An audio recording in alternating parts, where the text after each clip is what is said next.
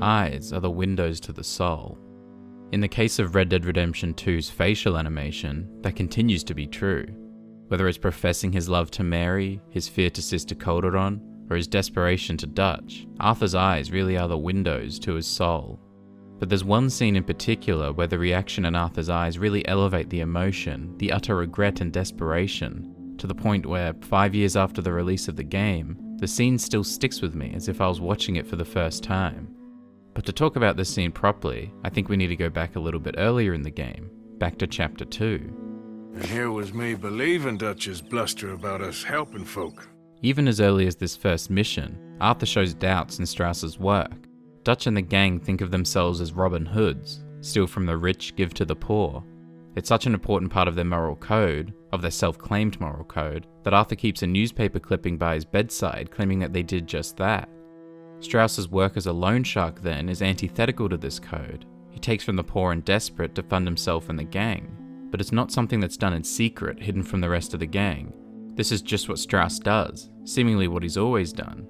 Besides the odd remark, Dutch and the rest are apparently okay with it. So Arthur goes ahead with it, beating debtors who owe Strauss money with little regret or hesitation.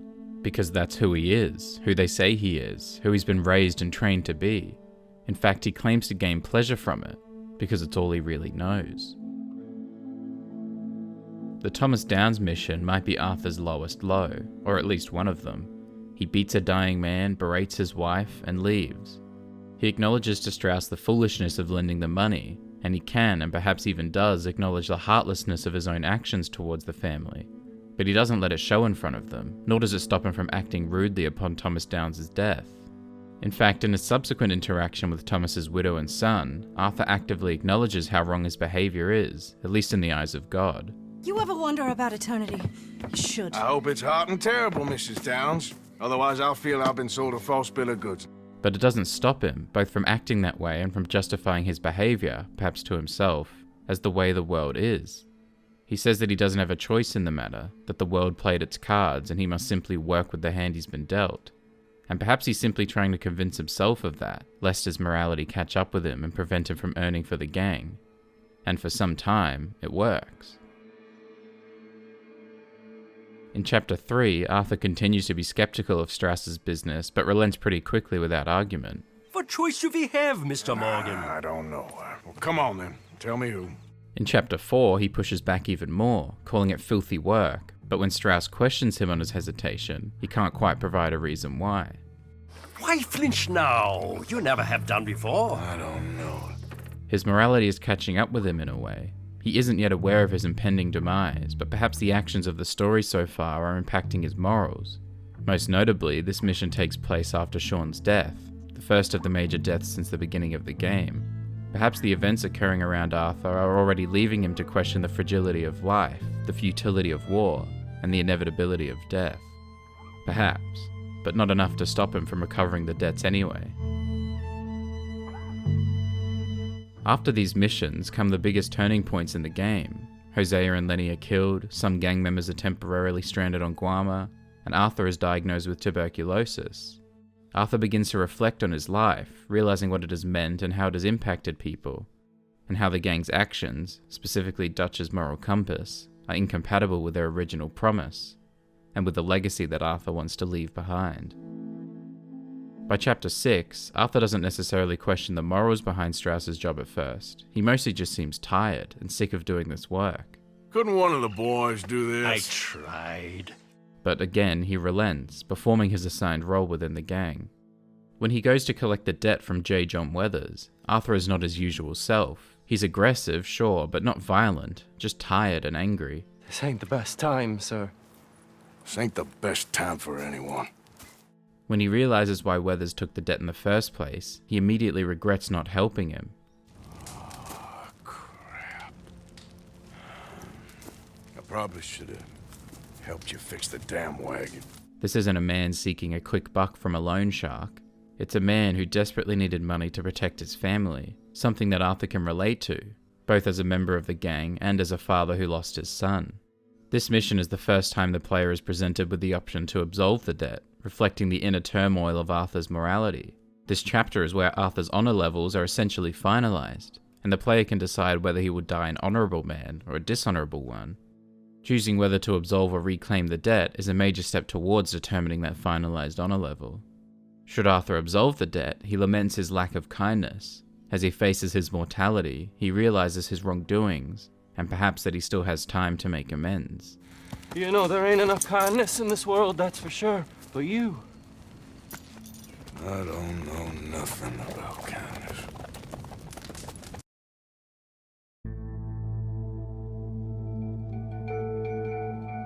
To me, all of these missions, and a lot of Arthur's character development throughout the course of the game, is leading to the final debt collection. When Arthur arrives at the Annesburg mines, he discovers that the debtor, Arthur Londonderry, is dead. You're too late! Arthur's dead! The foreman's mockery strikes a chord with Arthur. You ought to be ashamed of Hey, yourself. I ain't the godforsaken moneylender. But as the foreman points out, Arthur's sudden honour is misplaced and hypocritical, and I think Arthur knows that. It's why he doesn't really argue further or fight back, and just accepts the foreman's mockery. He knows he doesn't exactly have the moral high ground here. He has already accepted and acknowledged that he is not a kind or forgiving person, so he lets the foreman get the final word and leaves. Mrs. Londonderry. Arthur's dead. I know. I'm sorry for it. Perhaps this is misplaced, or an overanalysis of the situation, but Arthur's reaction to seeing Mrs. Londonderry's child breaks me a little. Perhaps it's just Arthur reacting to a child who is not and should not be involved in this mess. Perhaps he's even remembering Jack, who was a similar age and important to Arthur. But I think there's a good chance he's remembering Isaac, his son who was killed in a home invasion sometime earlier, all for $10. He's remembering the pain he felt at the time of Isaac's death. And, if only for a moment, he's remembering the man he was before he was forced to feel that pain, before he became so hardened and so heartless. But Arthur does his duty, identifying himself as the debt collector, and I think Mrs. Londonderry's words really strike a chord. Arthur gave everything to pay your bills. Everything. And if Arthur Londonderry gave his life by working himself to death trying to fulfill the debts and dreams of some other fools, why should Arthur Morgan? To take things a step further in this mission, the player no longer has a choice but to absolve Mrs. Londonderry's debt. But now they also have the choice to give money as well. Arthur acknowledges the futility in giving money. He knows it won't bring her husband back. But he also accepts that he is no longer at a point where he needs that money for himself, and would rather see it go to somebody who does need it. If he can prevent what happened to Eliza and Isaac, or what he did to Edith and Archie Downs, then he will take the opportunity to do so. Maybe you and your friend that lent him the money could do things different, like not threaten a man. I think Arthur already knows this. I think he's been questioning their methods ever since Strauss gave him a list of debtors in Chapter 2, and he has become increasingly agitated with every subsequent debtor. But I think hearing it from Mrs. Londonderry, under such difficult circumstances, springs him and his morality into action. Arthur's apology here is perhaps his most heartfelt moment in the game, or at least one of the most underrated ones. I'm sorry, ma'am. I really am. The pain in Roger Clark's voice, the pain in Arthur's eyes. He really does regret his role in this. In fact, in this moment, I think he regrets a lot of his life up to this point. He regrets the pain, loss, and suffering he has caused so many people on so many occasions for so long. In moments like this, I think Arthur really carries that pain. He feels the weight of that guilt on his shoulders, and he knows what he needs to do with the time he has left. As many others have identified, I don't think the names of these last two debtors, J. John Weathers and Arthur Londonderry, are an accident. J. John Weathers is a young man who runs from his former allies with his partner, who is pregnant, to protect her and to live together as a family. Meanwhile, John Marston parts ways with his allies with his wife and their son to protect them and to live together as a family. Arthur regrets not helping Weathers protect his belongings and his family, but he won't make that same mistake with Marston. Similarly, Arthur Londonderry is a man who dies while trying to protect his family, leaving them to fend for themselves. Arthur Morgan is the same, but perhaps seeing Londonderry's fate, and the fate of his family, gives him the encouragement to get John and his family out successfully, even if he does lose his life in the process. Making most of Strauss's missions optional, especially the last two, is an interesting decision, and I wouldn't be surprised if they weren't initially developed this way. Allowing the player to avoid these missions really emphasizes Arthur's moral dilemma. In some playthroughs, this mission strand isn't even part of his redemption, but I think it's ultimately an incredible insight into Arthur's thoughts, particularly as he comes to terms with his mortality. I think the fact that he uses these final debtors to justify kicking Strauss out of camp is somewhat flawed, misguided, hypocritical, and self-righteous. I think Arthur really finally understands his moral dilemma in this moment. It's not that he doesn't want to take money from people, even from people who might not deserve it. The issue is that Strauss specifically targets poor, innocent, desperate people for his own gain, and not just using them, but essentially killing them, and using Arthur to do so. But to kick Strauss out of the camp for this, in Chapter 6 no less, feels short-sighted and inconsistent. If we're going to start kicking people out of camp because of their bad actions, then this place will be a ghost town much earlier than Dutch and Micah's actions force it to be so. But I think this action from Arthur just makes him so human. He is so frustrated, so hurt, that I don't think he even knows exactly what he's going to do until he actually does it. You can see it in the way he composes himself upon confronting Strauss.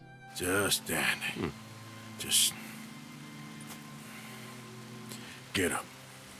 He's so angry at himself for helping to ruin so many innocent lives, and at Strauss for setting it up in the first place. So he kicks Strauss out, telling him to get a job, while he spends his own remaining time saving those he still can. It's a sudden and unexpected confrontation, perhaps even to Arthur himself.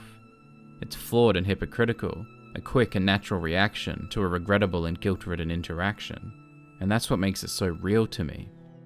It's such a deeply human, deeply heartbreaking representation and demonstration of Arthur's humanity, morality, mortality, and redemption, of the horrors of such a capitalistic, predatory system, and of the traumas caused by and for those caught up in it. In essence, a lot of the themes embedded throughout the entire game are bottled up in this one mission strand. Arthur's tale from beater to beaten, from heartbreaker to heartbroken, from subjugation to freedom, from reluctance to redemption.